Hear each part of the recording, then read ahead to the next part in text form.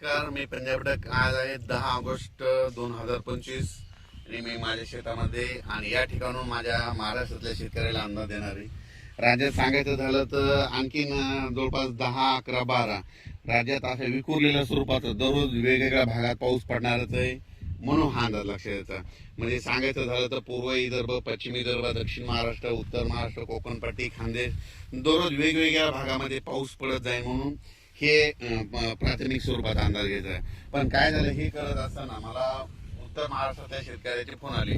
उत्तर महाराष्ट्रामध्ये नंदुरबार जिल्हा, धुळे जिल्हा, जळगाव जिल्हा, नाशिक, येवला, निफाड, त्याच्यानंतर संगमनेरचे काय आले, श्रीरामपूर, त्याच्यानंतर कोपरगाव, त्या भागातले बरेच फोन आले की आमच्या भागामध्ये पाऊसच नाही, तुमच्या तिकडे फक्त पिकांना पाहिजे तसाच पडतोय, तर मग पाऊस कधी येईल. तर उत्तर महाराष्ट्रासाठी खास करून एक आनंदाची बातमी की उत्तर महाराष्ट्रामध्ये 15 ऑगस्ट पासून म्हणजे 15 ऑगस्ट पासून ते 22 ऑगस्टच्या दरम्यान जोरदार पाऊस पडणार आहे. म्हणजे तिकडं ना तुम्हाला सांगतो 16, 17, 18, 19च्या नंतर चांगला अतिवृष्टी देखील काही काही ठिकाणी होणार आहे, मुसळधार होणार आहे. आणि त्यांचे फोन आले की आमच्या विहिरीला पाणी आलं नाही, तर ह्या पावसामध्ये तुमचा हा पाऊस निर्णायक ठरणार आहे. विहिरीला देखील तुमच्या पाणी येणार आहे, वडे नाले देखील वाहणार आहेत. म्हणून उत्तर महाराष्ट्रातल्या शेतकऱ्यांनी हा अंदाज लक्षात घ्यायचा. त्याच्यानंतर परत सांगू इच्छितो की मुंबई, पुणे, नाशिक, संगमनेर, इगतपुरी या कोकणपट्टीच्या भागातल्या सर्व शेतकऱ्यांना सांगू इच्छितो की तुम्ही काय करा, म्हणजे तुमच्याकडं म्हणजे 17 ते 22च्या दरम्यान म्हणजे 17 ऑगस्ट पासून 22च्या दरम्यान मुंबई असो, पुणे असो, त्याच्यानंतर नाशिक, इगतपुरी या भागामध्ये अति मुसळधार पाऊस पडणार आहे. म्हणून हे अंदाज लक्षात. मुंबईला देखील म्हणजे असा पाऊस पडेल की तिथलं काही काही ठिकाणचं म्हणजे पाणी साचण्याची शक्यता आहे. म्हणून हा मुंबईकरांनी खास करून हे म्हणजे 17 ते 22 अंदाज लक्षात घ्यायचा.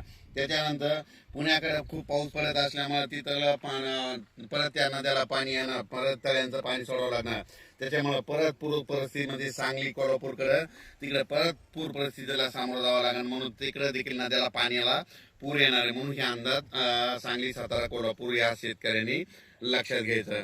त्याच्यानंतर राज्यातले सर्व मराठवाड्यातल्या शेतकऱ्याला सांगू इच्छितो की मराठवाड्यामध्ये आज देखील म्हणजे 10 ऑगस्ट पासून ते 13 ऑगस्टच्या दरम्यान म्हणजे मराठवाड्यामध्ये परभणी जिल्हा झालं, नांदेड जिल्हा झालं, हिंगोली जिल्हा झालं, लातूर जिल्हा झालं, धाराशिव जिल्हा झालं, बीड जिल्हा झालं, जालना जिल्हा झालं, त्याच्यानंतर संभाजीनगर ह्या भागामध्ये आणखीन असा दररोजच म्हणजे पाऊस सुरू राहणार आहे. म्हणजे असं एकदम मराठवाड्यातला पाऊस आता एकदम असा बंद होणार नाही. आणि सगळ्यात महत्वाचं सर्व शेतकऱ्यांना महाराष्ट्रातल्या सांगू इच्छितो की राज्यामध्ये मागच्या महिन्यात कसं समजा थोडी उघाड दिली होती, खंड म्हणजे 10-15 दिवस पाऊस पडला नव्हता, तर हे ऑगस्ट महिना संपूर्ण पावसाचा जाणार आहे, याच्यात उघाड भेटणार नाही.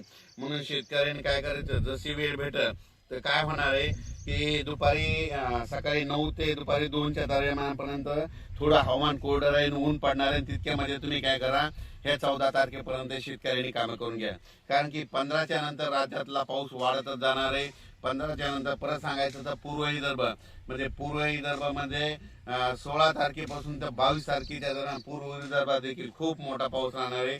म्हणून पूर्व विदर्भातल्या 6 जिल्ह्यातल्या शेतकऱ्यांनी हा अंदाज लक्षात. म्हणजे नागपूर, वर्धा, भंडारा, गोंदिया, चंद्रपूर, यवतमाळ, त्याच्यानंतर वाशिम, हिंगोली, त्याच्यानंतर बुलढाणा, अकोला, अमरावती या भागात देखील म्हणजे ह्या 16 ऑगस्ट पासून म्हणजे 15 ऑगस्ट ते 22च्या दरम्यान चांगला मोठा पाऊस पडणार आहे, वडे नाले वाहणार पडणार आहे. आणि तिकडं त्याच्यानंतर हे पाऊस जास्त विदर्भात असल्यामुळे तुम्हाला एक सांगू इच्छितो की विदर्भामध्ये जे खडकपूर्णा धरण आहे त्याच्या कॅचमेंट एरियात पडणार आहे. म्हणून खडकपूर्णा पाणी येलदरीला येते. मग ती खडकपूर्णा देखील ह्या ऑगस्ट पर्यंत 100% भरून जाणार आहे. त्याचं पाणी परत येलदरीला येतंय. येलदरी आता जवळपास 82 झालंय, तर ते देखील भरणार आहे. त्याचं पाणी सिद्धेश्वरला जाते. ती सिद्धेश्वर म्हणजे ह्या पावसामध्ये 3 धरणं तर मात्र हे 100% ऑगस्टच्या शेवटपर्यंत भरणार आहे. म्हणून ह्या शेतकऱ्यांनी कॅचमेंट एरियातल्या म्हणजे लाभ क्षेत्रातल्या शेतकऱ्यांनी हा अंदाज लक्षात घ्यायचा. त्याच्यानंतर सांगायचं झालं तर आता हे म्हणजे परभणी, नांदेड, हिंगोली आणि जालना, बीड ह्या जिल्ह्याची तहान भागवणारं हे जायकवाडी धरण आहे. हे जवळपास 90-95 पर्यंत गेलंय. आता याच्या पूर्ण होऊन परत एकदा त्या तळ्याचं पाणी सोडावं लागणार आहे. कारण की तुम्हाला सांगतो नाशिककडे देखील म्हणजे 17 ते 22च्या दरम्यान मुसळधार अतिमुसळधार पाऊस पडणार आहे. परत ते मारुतीचं मंदिर आहे ना, दुतोंड मारुतीचं, तिथं देखील पाणी देखील लागणार आहे. म्हणून हा अंदाज परत एकदा त्या शेतकऱ्यांना लक्षात यायचा. त्याच्यानंतर सांगायचं झालं तर पश्चिम महाराष्ट्रामधल्या सर्व शेतकऱ्यांना सांगू इच्छितो की आज 10 ऑगस्ट आहे. 10 ऑगस्ट पासून म्हणजे धाराशिव जिल्हा, सोलापूर जिल्हा, त्याच्यानंतर सांगली, सातारा, कोल्हापूर, पुणे, दोन कडाष्टी, बीड ह्या पट्ट्यामध्ये म्हणजे आजपासून म्हणजे दररोजच म्हणजे आज 10 ऑगस्ट पासून ते 22 ऑगस्ट दरम्यान दररोज भाग बदलत तसा 14 तारखेपर्यंत वेगवेगळ्या भागात पाऊस पडणार आहे. एकदम तुमचा पाऊस काही बंद होणार नाही म्हणून हे अंदाज लक्षात द्यायचा. जशी वेळ भेटेल तसं तुम्ही शेतीचे कामं करून घ्या. पण त्याच्यानंतर मात्र 15 ऑगस्टच्या दरम्यान मात्र खूप मोठा पाऊस राहणार आहे पश्चिम महाराष्ट्रात. म्हणून पश्चिम महाराष्ट्रातल्या शेतकऱ्यांनी हा अंदाज लक्षात द्यायचा.